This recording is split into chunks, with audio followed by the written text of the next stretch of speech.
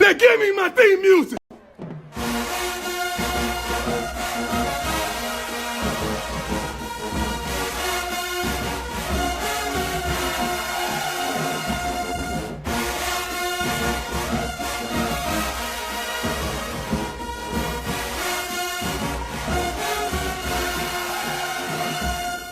Welcome in, ladies and gentlemen, to episode 9 of Kickoffs and Tipoffs. I'm your host, Brett Berner. Joining me, my co-host, Matt Foley, and it was another exciting week of college football, and we are almost to college basketball season. Next week, we're predicting the week 1 games as they start the following week on the 3rd. But we had a bunch of scrimmages from college basketball, some secret, some not, and some incredible performances, especially from some incoming freshmen who were predicted to be huge. AJ DeBansta debuted against Nebraska, dropping 33 points. Cam Boozer dropped 30 points in their scrimmage against UCF. And Honor Huff from our West Virginia Mountaineers was able to light it up from beyond the arc in a secret scrimmage versus Maryland, dropping 10 threes. And it just makes you excited for Mountaineer basketball because we're excited about secret scrimmages even on a Saturday. Yeah, I mean, some people might be more excited about the scrimmages. Michigan lost their scrimmage. They were down by like 20 at halftime, then they only lost by 2.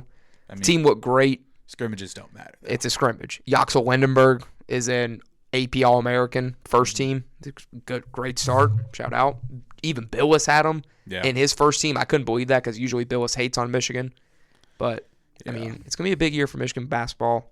We're going to see what happens. Mm-hmm. WVU basketball, too. I mean, this team is going to be exciting to watch.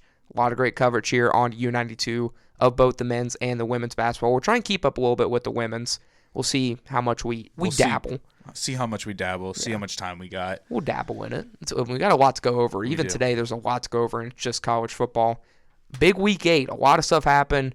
But obviously, we're going to talk about it really quickly. The headline, Billy Napier, the bad man, is gone down in the swamp. Yeah, even when he wins, he loses. Because I think the plan was all along that they were just waiting, I guess, for the bye week. I mean, at this point, you might as well have just waited for the end of the season, but they promoted their wide receivers coach to head coach for some reason. Don't ask me why. But, I mean, DJ Lagway says he's a Florida man, so I guess he'll be staying put in Gainesville. But it was only a matter of time. He really shouldn't have even started the season as head coach, but he rattled off his Billy Napier wins at the end of the season last year to keep his job, and it looked promising. They beat Texas, and people were like, I guess Billy's making it to the end of the season. But nope. They win their game against Mississippi State and hit the bye week, and then Florida comes out the following morning and bright and early and says, Billy Napier, you are fired. Yeah, the word was that apparently everyone in Gainesville knew this was it. All of the Florida accounts were posting the last ride memes for Napier's final game, and then even in the press conference, I heard from, what I've heard about the job was it said win or lose. The booster said if Napier wasn't fired by the weekend that they were cutting off spending to the entire program. They're going to give it to Todd Golden. They're going to give it all to basketball. They're going back to back, I guess. Florida's going back to a basketball school, but Napier, and you could even tell in his press conference at the end, he was like, what are your plans for after the game? He was like, I'm going to go home, see what my wife cooked up, and give the kids a big old hug. And he just looks so depressed and kind of relieved at the same time. Yeah. I mean, he has the best job in the world now. He gets the buyout money. He gets his check, and he doesn't have to do anything for it. Him and James Franklin could go on a retreat to Vermont in the woods. They're getting a cabin. That's a big old log cabin for everyone else. Who knows who's going to be joining him soon?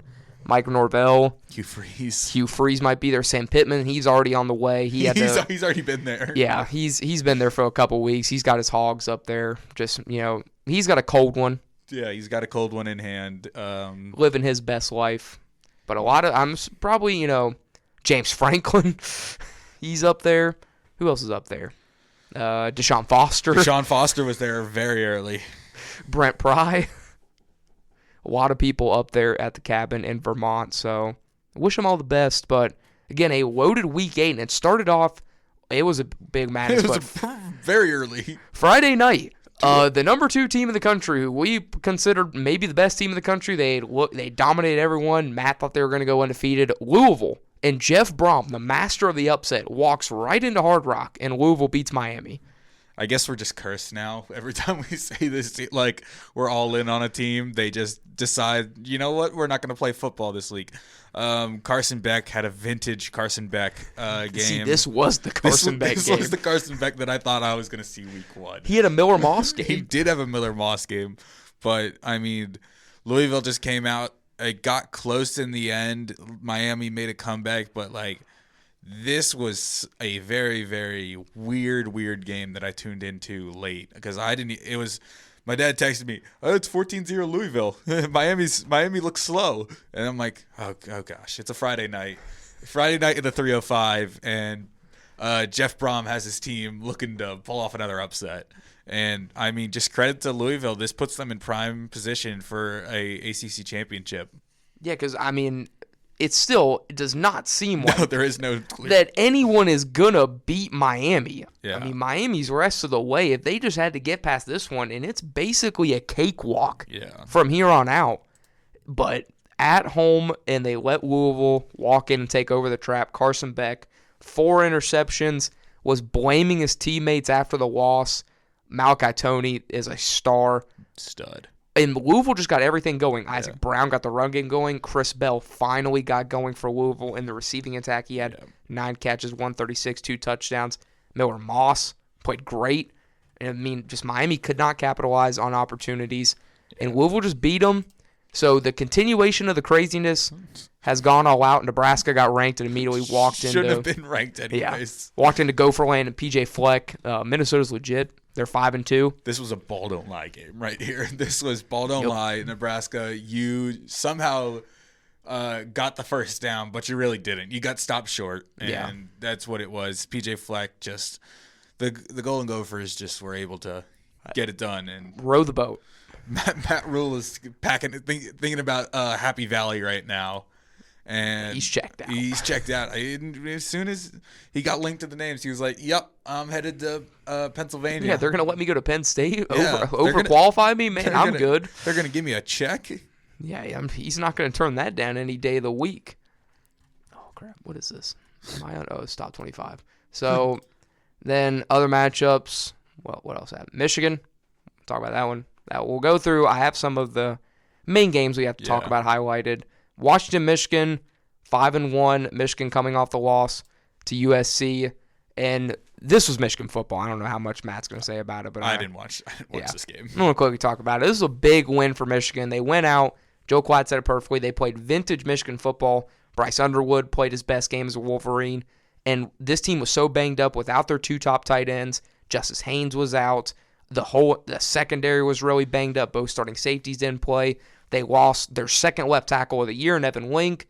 This team is hurt, but they just went out and dominated. They held Washington to 40 total rushing yards. They picked Damon Williams off 3 different times. I mean, this game was really close, and the defense just took over. A big win for Michigan gets them back into contention.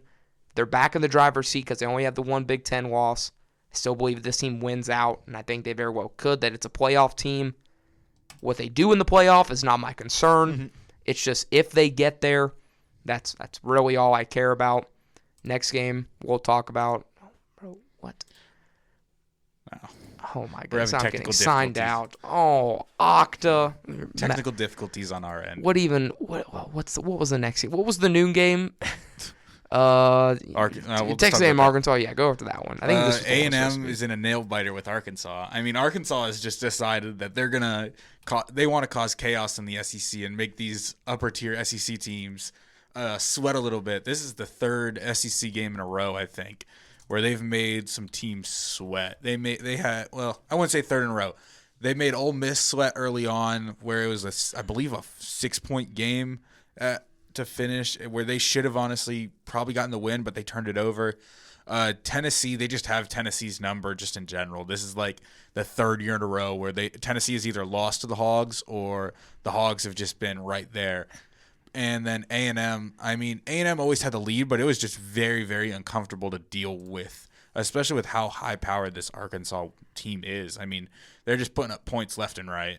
Yeah, I mean, A&M clear as a hog problem, but Arkansas continuing to prove that Sam Pittman wasn't the problem.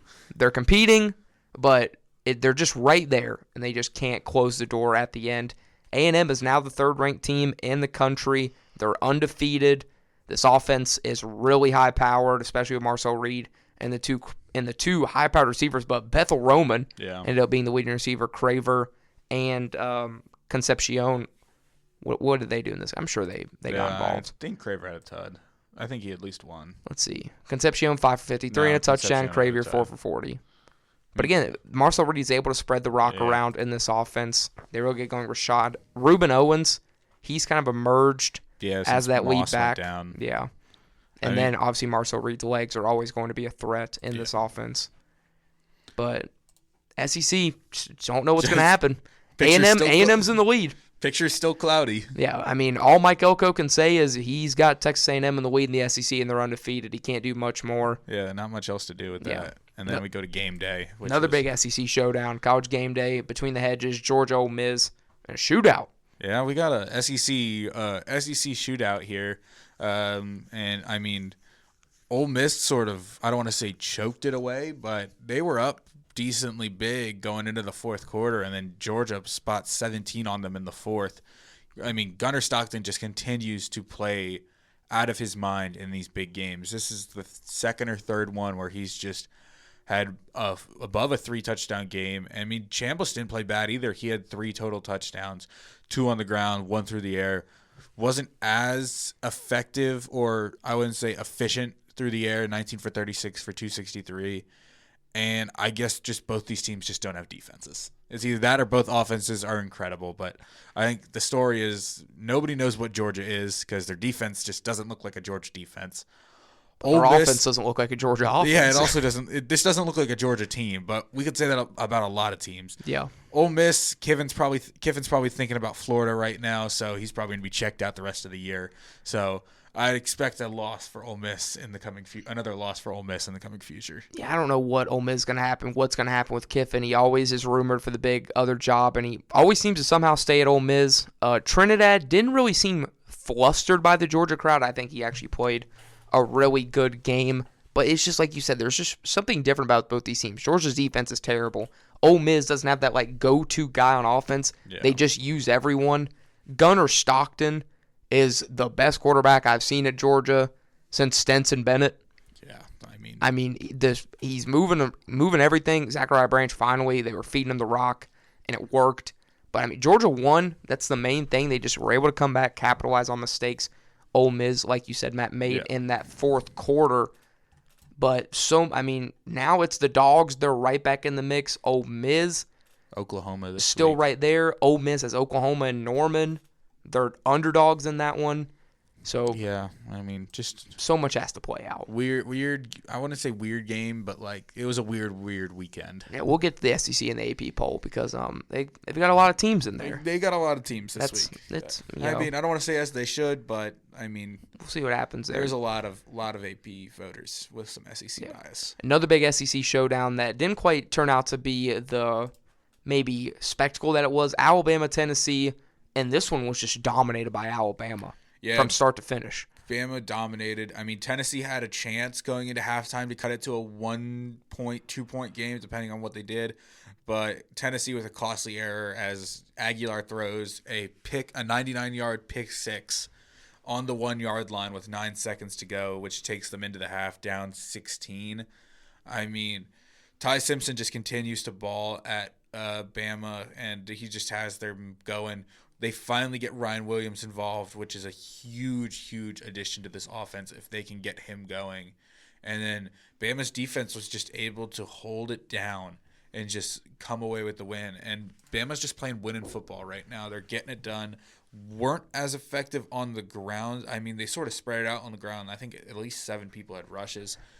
Don't ask me why Jermaine Bernard is the leading rusher. A lot of jet sweeps, I guess. Okay.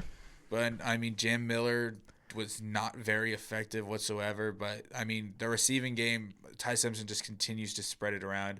Isaiah Horton had a touchdown catch, but other than that, wasn't that effective. It was really Ryan Williams and Jeremy Bernard who were just able to help the Tide get it done.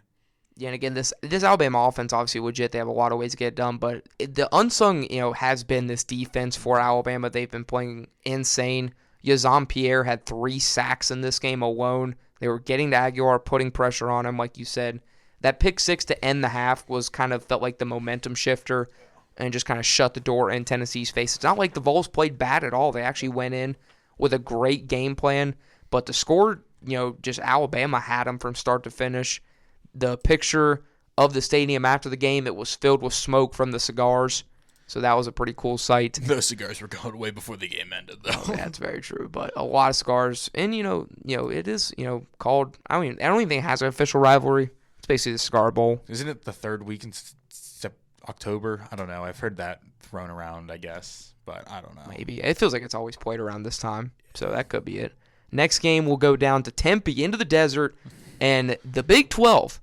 This is their thing. They've seen the SEC have all this chaos. Everybody else is having fun. Nobody knows, in the SEC, like, man, who's really good, who's really bad. The Big 12, it felt like Texas Tech was like the go-to guys. So they said, no, we're still the Big 12. We don't want anything to be known. So the Red Raiders go in with their backup quarterback in Will Hammond, who did not have a very good game whatsoever. And Arizona State gets their bounce-back win in Tempe. Jordan Tyson. Yep. Best receiver probably going into the draft, him or Lemon. I mean, the Big 12 saw that. Big 12 heard that there was a clear picture for them for who to make the playoffs, and they were just like, nope, hold it. We don't want that. Nope, let's let's enter the chaos. I mean, and now we're just left with a bunch of one-loss teams in BYU. One-loss Big 12 teams at BYU. So it's going to be interesting to see when Texas Tech plays BYU. I mean, there's just so much chaos. Credit to Arizona State and Kenny Dillingham getting the job done and keeping themselves in the driver's seat for the Big 12 title game. Dillingham keeping the crew alive. This Arizona State team, people keep forgetting about them. Sam Leavitt played good. Round game got going. Jordan Tyson is a difference maker. But, I mean, this was just, I think, a circumference of, and again, for Texas Tech, it's a kind of a lose-lose on both sides because for the Red Raiders, they take their loss, but a bunch of people are going to discredit the win for Arizona State because, if Morton was playing, the outcome would have been different and all that. Morton did not play, obviously, and this one it was the backup Hammond, who had already played well in his previous performance he had this year. But, Texas Tech, with their first loss of the year, BYU in the Holy War, they survive Utah. We'll go ahead and talk about one pretty quick. And what should have been College Game Day, It 100% deserved it out west, the Holy War, Utah and BYU. And it was the Mormons that came out on top 24-21, the final of that game. Bear Bachmeier still has the Cougars undefeated somehow, some way. Yeah, somehow, some way, BYU is undefeated. I mean, speaking of our curse, I mean, Utah we both picked them, and it was a great game altogether. I mean, I had it on a very close game again. Another three-point win for BYU. I mean, they're just winning late in the games.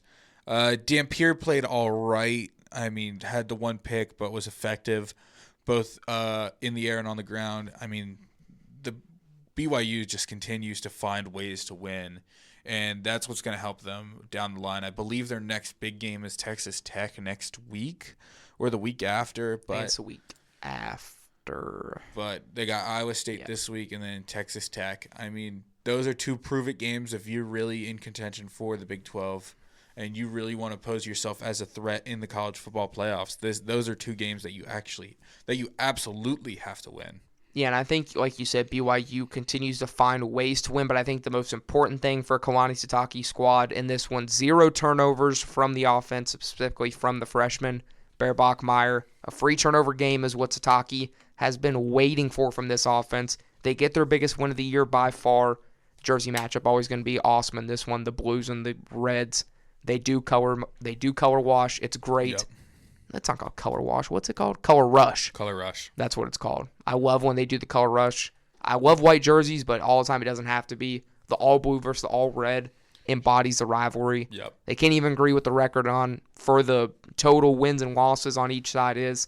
It's pure hate. It's just pure hate. It's not good old-fashioned hate. It's pure hate. Pure hate. Pure hate. It's a religious hate. It is religious hate. I don't know. It's a big kind of hate. Next game, though, LSU Vanderbilt, the site of College Game Day.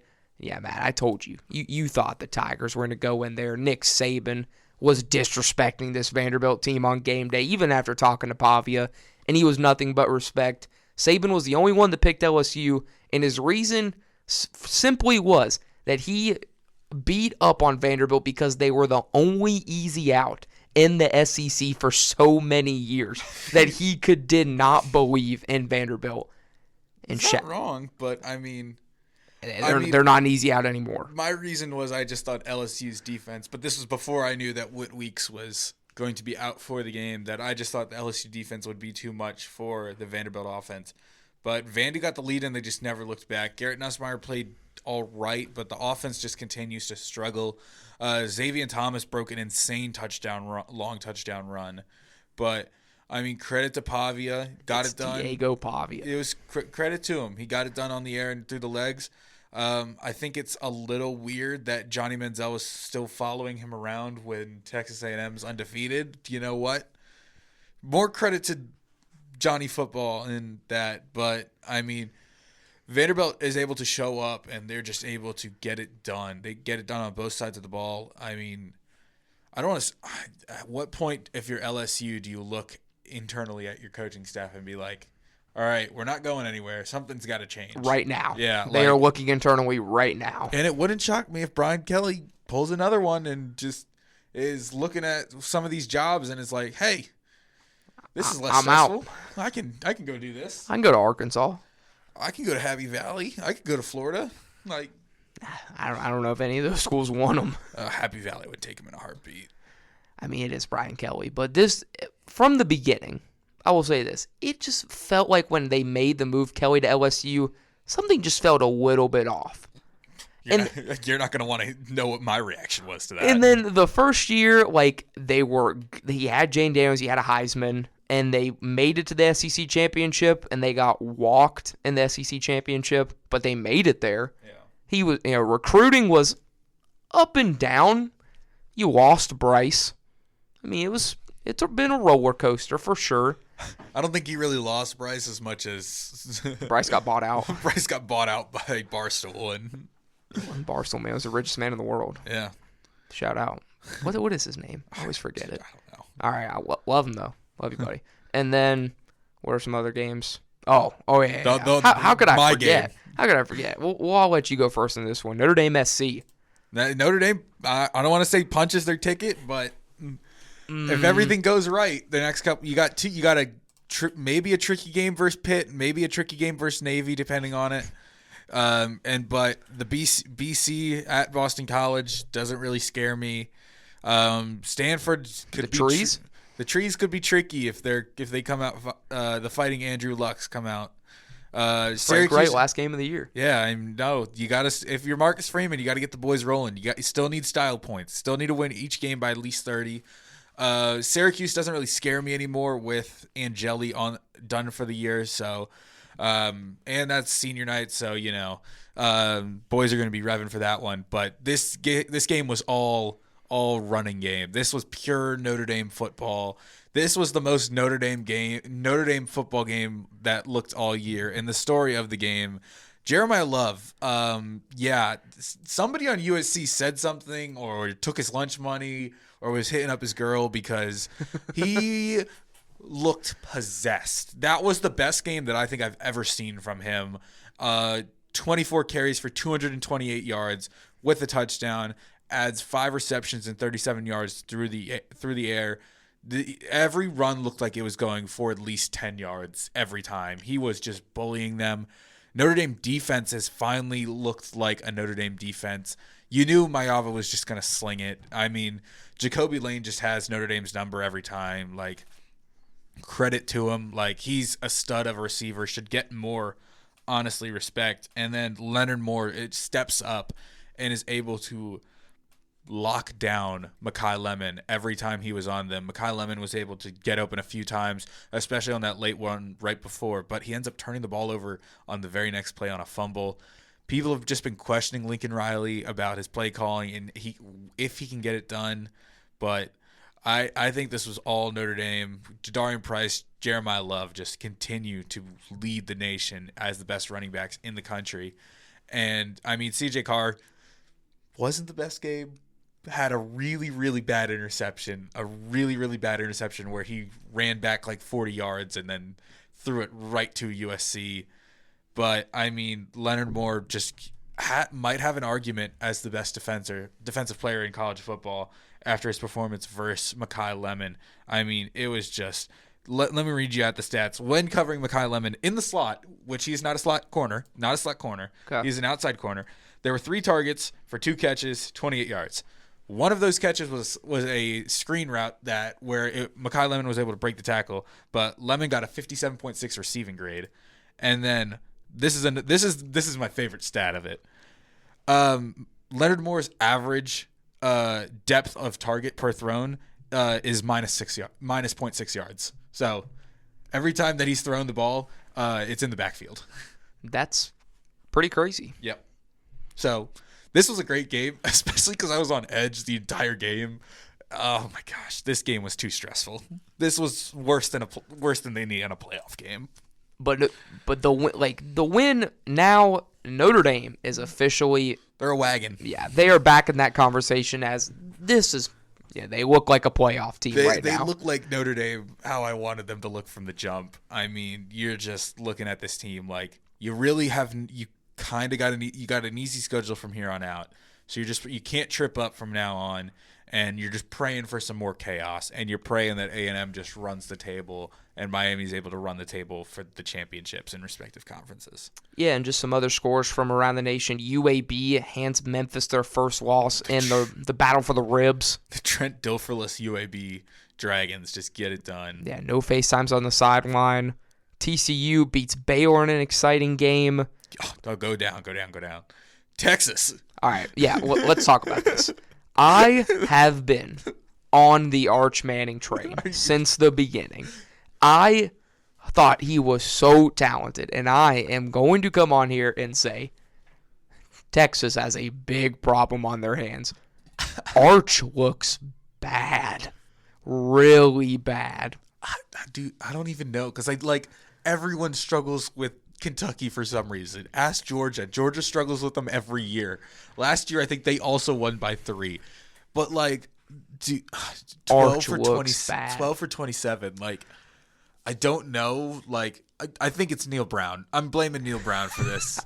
Honestly, me too. It's the only way. It's the only way. Neil Brown could be the only person on this earth that could make Arch Manning play like this. No, it's obviously not Neil Brown's fault, but it could. It really could be. All those talks about not football. Maybe it's distracting Arch. Maybe he needs to be talking about football. Before it was Arch can't do it against the good teams. He's not. Now Arch just can't do it. Now he just can't do it. He went from all right, we'll give him the benefit of the doubt. He's still sort of new, but this was just. It's getting to the point. It's getting to the point where we can't even defend him. I mean, Colin Simmons had a day, 3 sacks. Yeah. Texas defense is legit. No, their defense is legit. The offense is a big problem. The offense is just barely squeaking by. Wisner, I mean, they really can't even get him going. They just can't get a running game going. Where is so Baxter's hurt, right? I thought he was, but I thought he came back at the start of the year and was healthy. I don't know. Because all I heard was Texas fans just saying he's next up. He's one of the best. Exactly. He was so good. But I don't know. But I mean, Texas has a problem on their hands. Sark's got a big problem. Sark does have a problem. I don't know. I don't know what the long-term plan is for Texas because they're in a shaky spot right now. And at what point, if you're Texas and you're Sark and you don't succeed with this kid, do the boosters start blaming him for it? What do you get? I mean, you gave a lot of money to Arch Manning. Yeah, he's a Manning. He's a Manning. But I don't you know. let him sit behind Ewers for years. You thought, maybe that was the problem after what we saw last year. He learned from Quinn Ewers. Some of Quinn Ewers rubbed off on him, and hey man, that's the Dolphins starting quarterback. That's all you need to know. Quinn Ewers might be taken to his chain. Oh my gosh. Yeah, we don't even have to talk about the Dolphins. Mike McDaniel might be in candidate for some of these college jobs. Dude, I guess Mike McDaniel needs to take the Neil Brown job. Imagine Mike McDaniel, Penn State, Arkansas. Yeah, he's going to be running those offenses. Hey, man, that'd be fun to watch. Dude, he's the Eagles' offensive coordinator. DJ's going to love him down there. DJ needs him. Hey, Eagles got going. The Eagles did get going. But Indiana, Sparty came out hot, and then Indiana was just like, all right, it's time to put you down. And that's exactly what they did. Ohio State is just steamrolling people. They're just steamrolling Wisconsin. They're steamrolling everyone. Every G5 team that they also get to play. Oregon absolutely steamrolled Rutgers. Oklahoma got back on the track. Auburn is pathetic. Hugh Freeze needs to go. This was bad. Like, oh, you feel for Missouri though. Missouri almost had a heart attack. Like they thought they made a kick. Drinkowitz is on the field ready to celebrate. It's told no good. Hugh Freeze just needs to go. Auburn has a winning team. I refuse to believe that this team is this bad with how good their defense. I think their defense is one of the best in the country. But man, that offense is bad. That quarterback is Jackson Arnold. Jackson Arnold needs to be benched. I can't even say the offense is bad. Cam Coleman's legit. Eric Singleton is legit. They have 2 5-star receivers, and they can't get him the ball. Hugh Freeze has not had a quarterback the entire time he's been in Auburn. His best quarterback has been Peyton Thorne. I don't think Peyton Thorne's as bad as or was better than Jackson Arnold, but they have a 5-star on the bench in Deuce Knight. At what point are you just like, put him in? Hey, here are the keys to the motorcycle, as Bobby Petrino would say. As soon as you can save his red shirt. Yeah. Did he already red? He might have redshirted. I hope he redshirted. I was going to say, you might as well redshirt with how... I mean, Pavula just didn't look good. Maud Hardy didn't look good. Never want to hear anyone ever say that Jeremiah Love isn't the best back in college football. Yeah, Maud Hardy was getting a lot of hype. And it helps when you play... It helps when you play UMass every week. It's died down a bit. Wazoo, they've lost to now Virginia and Ole Miss, both on the road by a combined score of 5 points. They gave another team a heart attack. Yeah, I mean, UVA they continue to win, but... Chandler Morris is Garrett Green. Yeah, he is Garrett Green. You can't convince me otherwise. Clemson lost again. Dabo's looking at that Gainesville job now. Dabo, I don't even know. Dan Mullen gets his first loss. Boise State absolutely... Dan Mullen did get his first loss. Another big one for Navy. Boise State absolutely hands it to him. Boise State trying to keep that playoff dream alive. Dylan Riley, who I said could be the next Ashton Jeanty, had a huge day. Florida wins, but... Survived by Harris King. There we go. Iowa, Penn State. Iowa gets it done. I think it was on a walk-off field goal. Yeah, I would just beat Penn State at home. Penn State is 0-4 against. They're 0-4 against Power 4 teams. They've yet to win a Power 4 game. Yeah, they haven't won a Big Ten game. Yep, Kinnick Stadium was just rocking. I mean, I didn't even see the box score to this game whatsoever. Yeah, you don't want to. It's an Iowa box score. It's an Iowa box score. Lot of run the ball. Look at Granovsky. That's an Iowa box score. Look at that passing yards. I mean, it looks like both teams played Iowa. I'm about to say, I don't know. What's Grunkemeyer? Is that Penn State's? I don't know. This kid does not have it. 19 and 21 were the leading receivers. I don't know. Is Nicholas Singleton dead? Like, he came back for the draft and is just 6 for 15. Oh my God. Oh no, I don't even think he has eligibility left after this year. This guy went from a top 3 round pick to. He's Katron now look good. Yeah, Katron's playing well, but Mark Granovsky, bring him to the blue and gold. Bring him to the blue and gold. I mean, hey. We might not have a quarterback after this week. He's running the rock for sure. He's running the ball. Mark Granovsky is running the ball. So better than some, a lot of West Virginia quarterbacks right now. UCLA won again. Don't ask. 3-0 with 3-0. Just wait for this weekend. Florida State is terrible. Mike Mornell is fired. I'm sorry. I can't even defend him anymore. They've basically told the media, we're not going to fire Norvell now. But as soon as the season's over, he's gone. He's gone. And speaking of something, that was just probably the worst thing I have ever seen.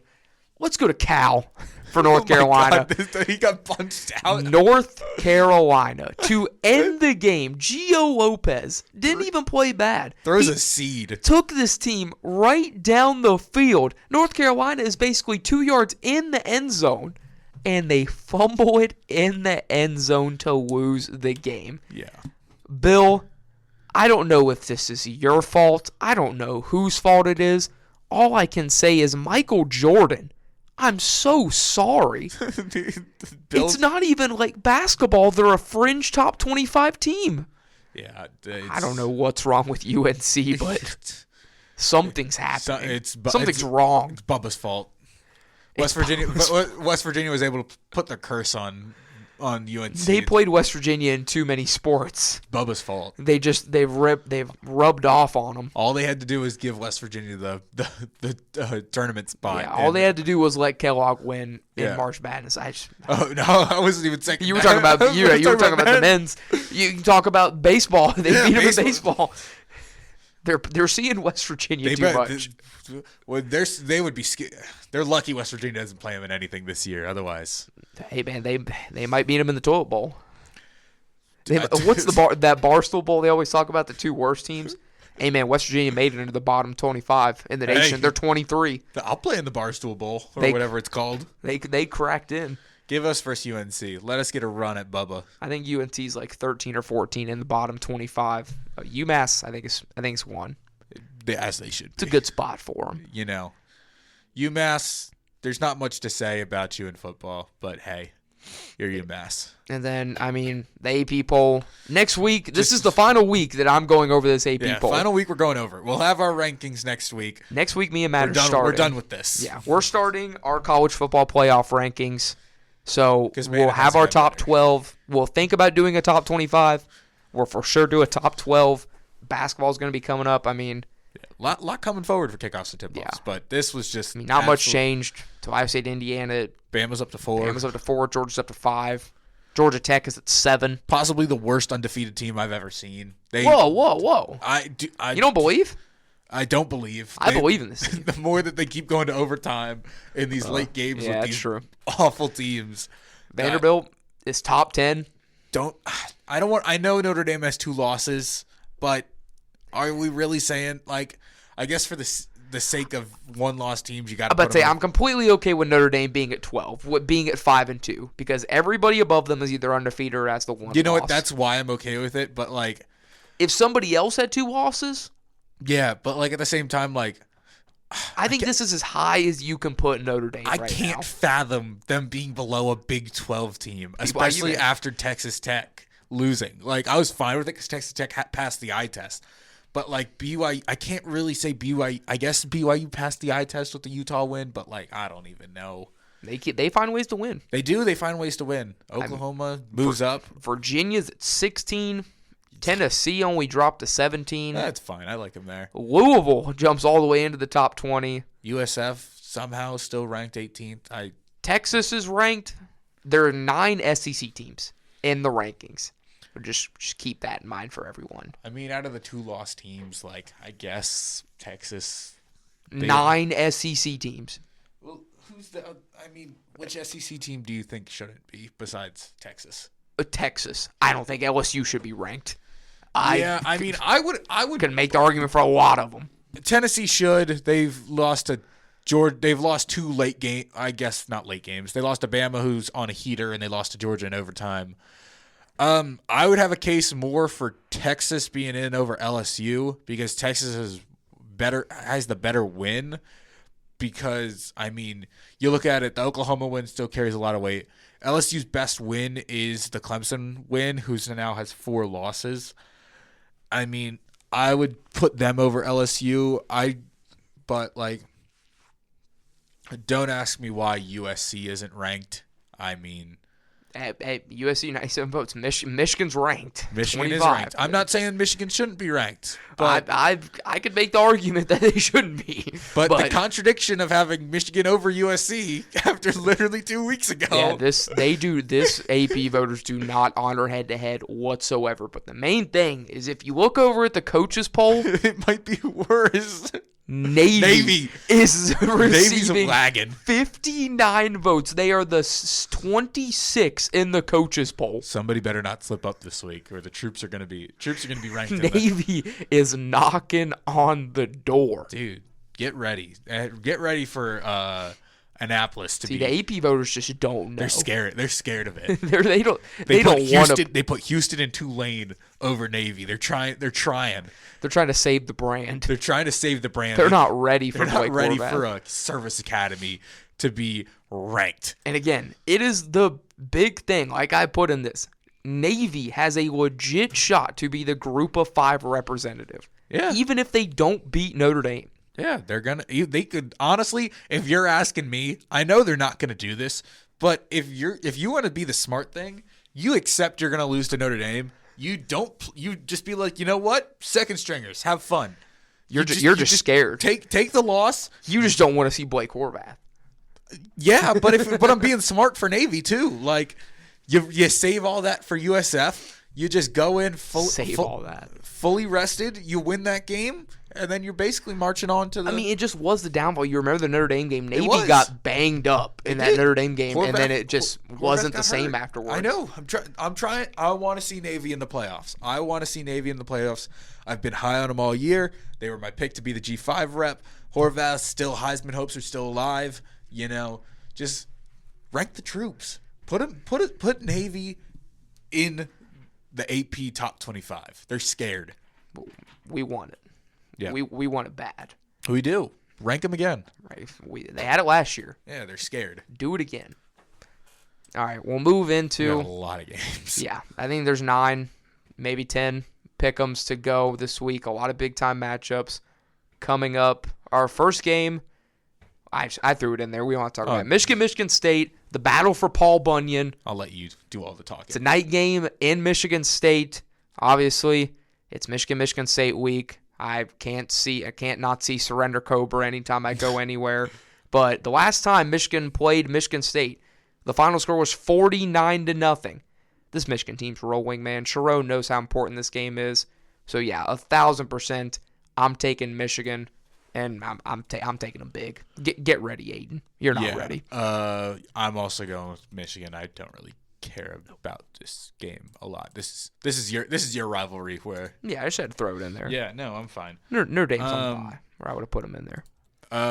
Yeah, I mean, just huge rivalry. I mean, East Lansing gets cold. I want to go back on something. Yeah. For the USC fans. And you're claiming you don't want to play Notre Dame and they were complaining about the weather. Wait till you play some of the teams that are farther north than Notre Dame. Get ready if you're in the Big Ten now. I was gonna say you're gonna have to inevitably play Minnesota in like late November. You're gonna end up playing in East Lansing, Ann Arbor in November. Ohio State. Ohio State gets cold. Rutgers gets cold as well. Penn State can get cold too. Like you signed up for the Big Ten with. You're not going to always be out west. Yeah, like sometimes you got to come east. So enough with the complaining about the rivalry. Sign the deal. We play every other year. We play every year. We play in California one year, and that'll be the last week in November. And then you guys will come to South Bend in the middle of October. We're not making you come in November, even though that would be fun. It would be snowing in South Bend, and there's a home game for Notre Dame, and these LA kids get to see some snow. That's a recruiting pool. It is a recruiting pool. Getting to see him out there in the cold. Pool this game. But what are we moving on? Ole Miss, Oklahoma? Ole Miss, Oklahoma's the next one. Yeah, I do. Both won losses. This is a weird game. It's at noon in Norman. Oklahoma's -4.5. Ole Miss coming off of a loss, and now is road dogs. Give me Oklahoma. They're rolling right now. Mateer looks to be a little more healthy. Kiffin's got his eyes on Florida right now. He's checked out now. It's the same as Matt Rule. They're both checked out. They're looking ahead. They're looking at that paycheck, and they see sunny skies in the future. So okay, I can see it. I'm gonna toss up here. I mean, it's just, is this the Lane Kiffin time? Is it time for this Ole Miss team to fall apart? Is Oklahoma really that good? I mean, yeah. I mean, both these teams. It's like, are you really that good, or like, have you just been set up with some early wins and have sort of gotten just a weird amount of bias? Maybe, I don't know, because I don't think really either of these teams are playoff teams. I don't want to say it, but like. So whenever it's toss up, the only good thing to do, look at Vegas. Yep, go with the home team. Look at Vegas. Give me Oklahoma. I'm close right now. Oh, I forgot to do the overall records. As of right now, Matt went 4-5 last week. I went 6-3. I'm 2 games back. I continue to climb back. 32-26 compared to Matt's 34-24. So we each now We're going chalk so far, Yep. Michigan and Oklahoma in our first two. Now we might get a little bit interesting. And an American matchup. South Florida going to Memphis. South Florida's minus 4.5. Give me a Memphis and a bounce-back game. The Tigers get it done. I think this USF team isn't that good. I think they've benefited from a lot of luck and them just being able to rely on Byron Brown.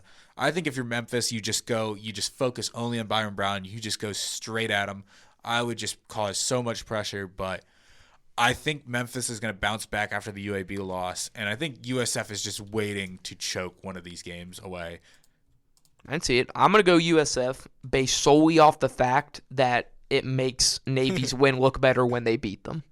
USF will be higher. I mean, they'll play both, so it's fine with me. USF continue to climb. Yeah. Because the troops are coming. The troops are coming. So they're not ready, but the troops are coming. Get that ranking as high as you want it. Yeah. Because it'll eventually go away after that game. Next matchup, a little Big 12 matchup, and a rivalry, Sunflower Showdown, Kansas State, Kansas. This one, I thought coming into the year, was going to be a very big game. And now they're both 3-4 and 4-3. Yeah. It's a weird game. Kansas State, weird team. Kansas, also a weird team. They play offense looks great. Defense is meh. Jalen Daniels is sort of having a resurgence. I don't want to say really. I mean, he sort of is. He's playing better than last year. Better than last year.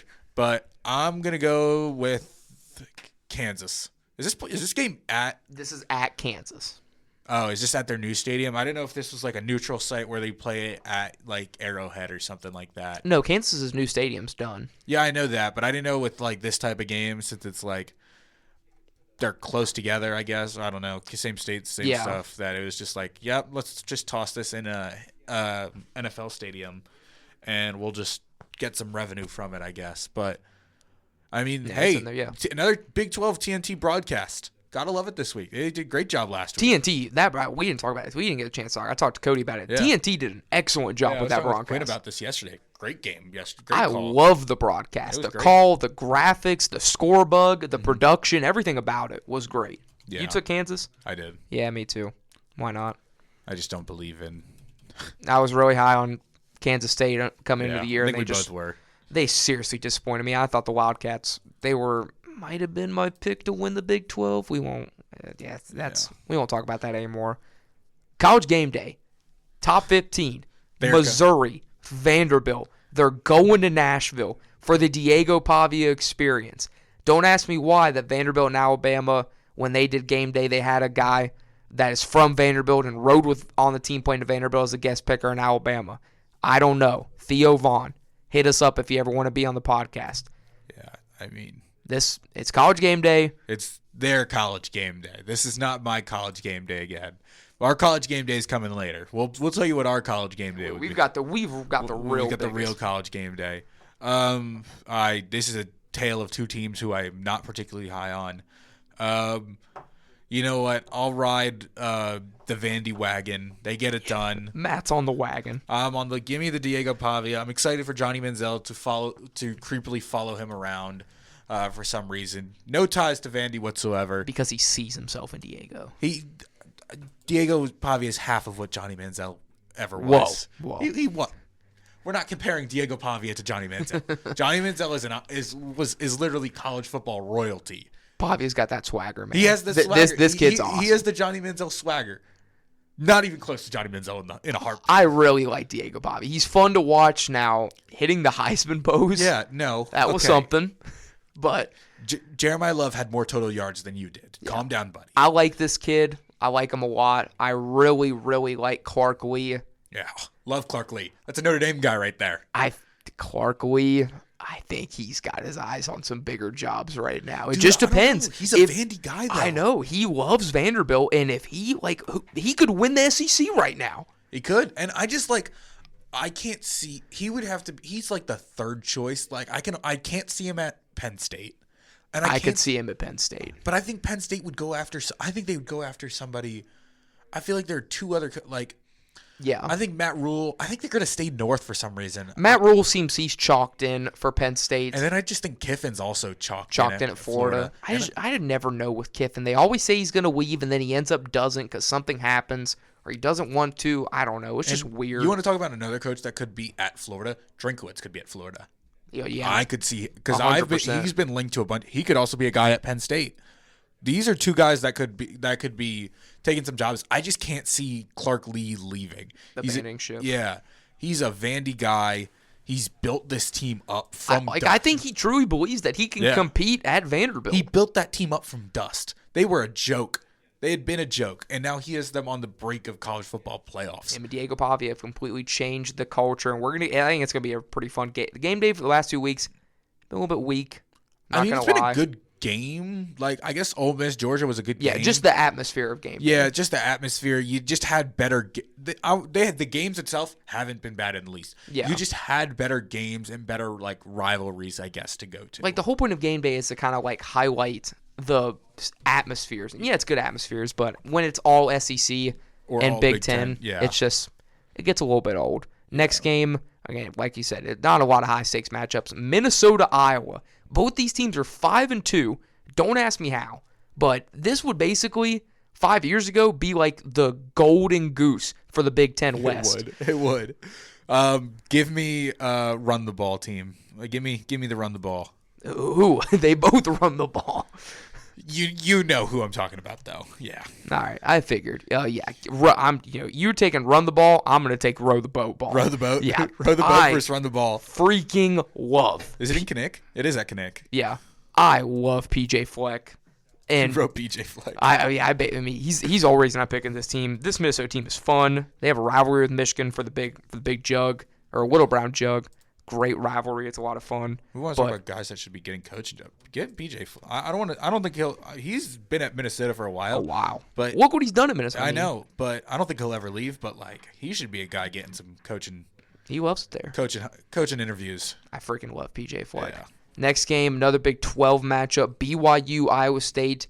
Undefeated Cougars go on the road to Ames. Iowa State is favored. BYU getting the big win. Is this going to be the letdown game? Does the chaos continue in the Big 12? Nah, BYU's locked in for now. We're picking against Vegas. We're going to go with BYU. I don't trust that they'll fumble, but who knows now? Anything in the Big 12 can happen. Like, this is now chaos. We've reached the chaos point in the Big 12 where anybody can beat anybody unless you're West Virginia and Oklahoma State. That's true. I'm going Iowa State. I'm going Vegas. I think Iowa State is getting healthy. They're getting some of those cornerbacks help in the secondary. I think that's going to be a big help. I think at home, this is the exact same situation that Texas Tech was in, and it worked out for Arizona State, so I'll take Iowa State. Again, back on the track and just create more. There's got to be chaos in the Big 12. Yeah, it has to be. There's going to be no undefeated team in the Big 12. That's such a joke. What were we thinking? Yeah. Like, this How is a ridiculous. Big 12. Like, a Big 12 team going undefeated. Yeah, right. Oklahoma and Texas are gone. Who do we think we are thinking that there's a clear picture for the Big 12? Like, we're going to get to a point where there's 7 teams bidding for this thing, for who's going to make the championship game. Next game I've got on here, it's a prop line. United choose not condone gambling. TCU comes into Morgantown, 6:00 kick. It's the night game in WVU, West Virginia's coal rush game, honoring the great tradition of coal miners in the state and all that they have done to build this state up. TCU, as of right now, is minus 15.5. Do the Horny Toads cover the line? Yes. Why is it only 15.5? Did they not watch West Virginia football last week? Like, it's a night game, big atmosphere. They held Iowa State in check for a little bit last year until they eventually pulled away. But like that West Virginia's offense is probably a lot better. I was going to say, the team last year was a lot better. This team let UCF go crazy. UCF. We're at the point where, like, UCF is making this team look even worse than they already are. Like, oh, no, they're covering. If there's a chance to extend the line to get more money, I'm doing it. Like, I'd make the line at least I'd make the line 20.5, and I'd be comfortable betting on TCU to get it done. Again, United does not condone gambling, but that's it's. No, I'm taking WVU to cover the spread. I think this is a 14-point loss. I think if it's above 14, I like the Nears in this one. I think they can keep it close. This game just means more for the. You're not from here, Matt. You just don't understand it. This coal rush atmosphere was so awesome last year. That's fine, but they lost to UCF by 30 points. Well, that was last week. It's in the past. We're in the present now. All right, back to hard edge. Back to some real picks. Run the ball. Back to some real picks. Probably the biggest matchup we had. Second biggest matchup we had this week. Yeah. 3 versus 20. A&M goes on the road, night game in Death Valley. LSU just had a close loss to Vanderbilt. Do they get the bounce back at home? A&M is the only undefeated team left in the SEC. A&M's favored slightly. The line's a little close, but I think A&M gets it done. That offense is so good. Like, if you let Marcel Reed create with his legs and then mix that with Craver, Concepcion, and the other receiver, can't remember. He just led them in receiving. But this LSU offense just can't, they can't stop getting in their own ways. I just don't trust them to get it done. I just think Brian Kelly's sort of out the door now. And I think Elko's coaching for something here. Elko's got his eyes on the SEC championship. He's got his eyes on the playoffs. I think he's locked in. And if they get past this, they don't have many more difficult teams. I think they're next best. Texas? Yeah, it's Texas. And even then, it's Texas. That's Texas right now. And they're just not – you scroll up. Pissed it. Oh, there it is. Yeah, but I mean – yeah, Mizzou. And even then, that's a home game. Samford, South Carolina. Or the Mizzou game's in Columbia. Yeah. But still, Samford and South Carolina are home, and then Texas away. But I like this Aggie team a lot. And I just think Mike Elko is just going to outclass Brian Kelly. I think Mike Elko is not getting talked about enough for the job that he's done at A&M. He's quickly, in year 2, already had him fighting last year for the SEC championship. Now he's in the driver's seat, undefeated in the SEC. I think he's done a phenomenal job. I think Marcel Reed is only a sophomore, and it's really is up from here for A&M. This offense is legit. The defense is legit. So I'm going to take Texas A&M too. Moving us into the biggest matchup by far this weekend, Friday night, 8 o'clock. Set your TVs to, I believe it's ESPNU. That's disrespectful. This should be the site of College Game Day. 1 versus 2 in FCS. North Dakota State versus South Dakota State. The last time College Game Day went here was absolutely electric. The 2 best teams in FCS, the 2 best teams in Dakota in anything, squaring off. Who wins? Oh, this is going to be a great game. This is the definition of football. This is some Midwest, up north, hard-nosed, run-the-ball football. I haven't even done much research on this game yet. This is where Game Day should have been. You talk about 2 historic programs. I'll let you pick first while I do a quick little dig into both these teams. But, this is another game, the game day that they missed. Yeah. This would have been electric. This is going to be electric, let me tell you. It's going to be so much fun, and I know exactly who I'm picking. Give me the Jackrabbits. It has been absolutely incredible for South Dakota State this year. North Dakota State is right on their trail, but this is in South Dakota. It's at home. The quarterback Mason has 1,400 passing yards, 11 touchdowns, 1 interception. Both quarterbacks have the exact same line with 11 touchdowns and 1 interception on the year. These teams don't turn the ball over. They've been just absolutely dominating teams left and right. South Dakota State's closest game has been Youngstown State. They're a legit team. North Dakota State really hasn't been close with anyone. But give me South Dakota State. It's at home. Give me the Jackrabbits. You know what? Give me North Dakota State. There we go. I was hoping. I'll pick against. I was hoping we were going to get it. The graphic. You know what? I'm going with the team that always won it whenever I turned on the TV for these championship games. Always there. It used to be them and JMU, and man, those were some great games in December football at its to watch. Best. It was great games. North Dakota State just continues to. I think this is basically a setup for the championship of FCS. These are just 2 juggernauts. Dynasty teams. These are dynasties. Best way to put it. You talk about teams that should be in the new Pac-12. Right here. Right there. I want the Jackrabbits and the Bisons. Yeah, give me the Bison Jackrabbit rivalry in the Pac-12. You want to bring back Pac-12 after dark? This is how you do it. This is how you do it. This would get the fans engaged. Put this on a Saturday at 11 p.m. at 10 p.m. I'll be entertained for a while.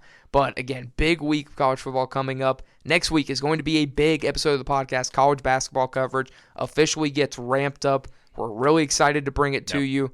But that's going to do it for this week. Episode 9. Thank you all so much for listening to Kickoffs and Tipoffs, proudly sponsored right here on U92 The Moose.